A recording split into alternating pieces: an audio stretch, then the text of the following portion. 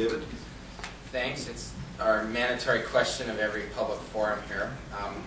I support the ballot measure. I have not been working on it from the beginning, like many of my candidate colleagues here. In the last few years, I've been helping with affordable bus routes and sustainable transportation, so a lot of you in the room and your employees can get to work reliably and inexpensively. You know, this is an aesthetic question about building heights. We're famous for that in Santa Barbara. Again, like I mentioned, the paradox of paradise, where if we look like any Southern California beach town, we're not going to have our edge in our lodging industry and the rest of our business climate.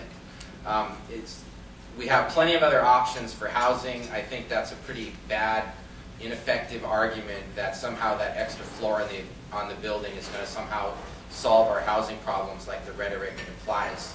And to address what someone else said, we're not going to end up with just boxy buildings that are too bulky. The City Council is the boss. They need to back up the design boards about how to approve and encourage good architecture, proper setbacks, lively roof lines, and all that. Let the experts do their job. That's what I do in my career, and the City Council is the ultimate answer. And when a bad project is up there, deny a bad project, and when it's a good one, approve it. And the rest of the industry will soon figure out how the system works. Kathy? Yes, I too am on the steering committee for Save El Pueblo Viejo. I was there from the very beginning. I think it's important to realize this is a citizens' initiative. The people actually are the ones that signed it, and there were 11,000 strong of them. I think we need to protect our city. As I said before, we need to have our unique qualities and character, and this is important for our tourists and our economic base. I would invite all of you to take a look sometime on across from City Hall and look at how the El Paseo, the nice red tiled roofed section of our city, what it looks like with being dwarfed by a white building right in the background. I think you all need to really, take a look around and see how unique our city is. We have many one-story and two-story buildings with red tile roofs, and that is what truly makes us unique. Grant? Yeah, as much as I wish this hadn't gotten on the ballot, it is on the ballot. I believe this discussion belongs in Plan Santa Barbara, where we can look at the issue in its real true complexity, because this is a very complex issue. I held back from having my city council, while I was on board, put this ahead of Plan Santa Barbara, because I thought that would have been breaking faith with the promise that we made to the community, that everyone would have a chance to participate in this. We're going to see what happens at the ballot. I just want to share that my concern is, or at least one of them is, I don't think Cottage Hospital is the last significant building that the city of Santa Barbara should be able to develop. And with this as a charter amendment, that will happen.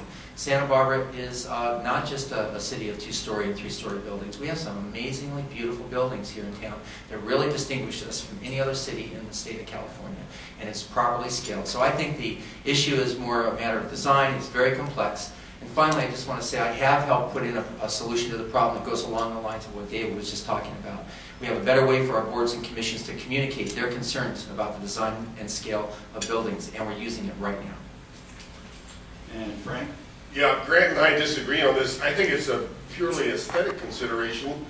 We have a more attractive city with a lower skyline. And just parenthetically, I've heard Europeans come and say, what we love about this is this open, small city feeling of Santa Barbara. And across that line, we're not going to be a small city in the future. It lets the cat out of the bag.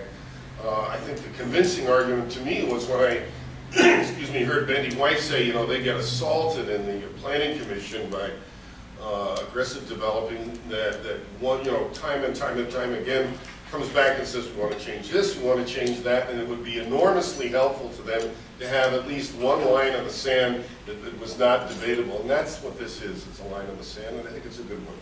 Thank you. All right, let's go to our, sorry. Oh, you want to use your rebuttal? Yeah. All right.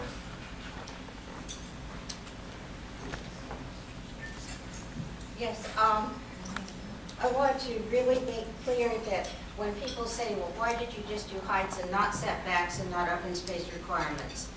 Heights were an issue that people could grasp, and heights are in our city charter. The zoning ordinance has different setback requirements and different open space requirements for all the different zones. So this is a very different thing. People can change the charter and they can put something in the charter. They wanted this so that no future councils would interfere with it. Also, the myth seems to be out there that we are going to have nothing but flat roofs, and I want to make sure that everyone understands that towers and other ornamentation are fully allowed above the 40 and 45 feet. So we will not be a city of salt blocks, flat roofs. All right, we have our last prepared question, has to do with the city budget. A number of you have touched on it. Now we're going to go into it a little more depth. First question, identify one city expense item you would reduce and why. And you're going to have, I'm going to give you 30 seconds so we can speed it along a little bit. We're going to start with Benny. Diane, Transportation planning. Sorry. Did I start the last question with you? Yes, I started last time. All right, good. I just want to be sure. I thought I started last time. Yeah, well, Starting again. okay. And I would say transportation planning, I think we can reduce the cost there. All right, John? We've had a 77% increase in salaries and benefits in the city, and we have to get on top of that. Michael? I agree, transportation planning. We have 12 full-time planners, 2 part-time planners, and 1 hourly planner. Now, just the full-time planners, not counting secretarial, clerical staff, costs us over $1 million a year plus benefits. And for a city this size, how much planning do we need? David? I don't agree that transportation planning is really our problem. That's how we're going to keep Santa Barbara livable. It's really management and leadership there. For one way, for potentially significant cost savings, is to look at the highest paid city staff and whether, I'm talking like staff who make 6-figure salaries and above, is that really in line with the market? And would a lot of those staff really stay in their jobs anyway? I think a lot of them would. And that would be something I would ask the staff to analyze if that were trimmed back on a graduated scale as a way to get a handle on the city budget. Kathy? Yes, I would like to see the salaries looked at, because I think a lot of the salaries, while they may have been in the past lower than in the private sector, I think people would really be surprised that salaries are not commensurate at this point with the private sector. Municipal salaries have gone up, and up, and those in the private sector, unfortunately, have not. Grant? Well, I'm the one person on the panel that really truly does not have the luxury of speculating on this. We've just taken $10 million out of our budget, reduced the city size by 51.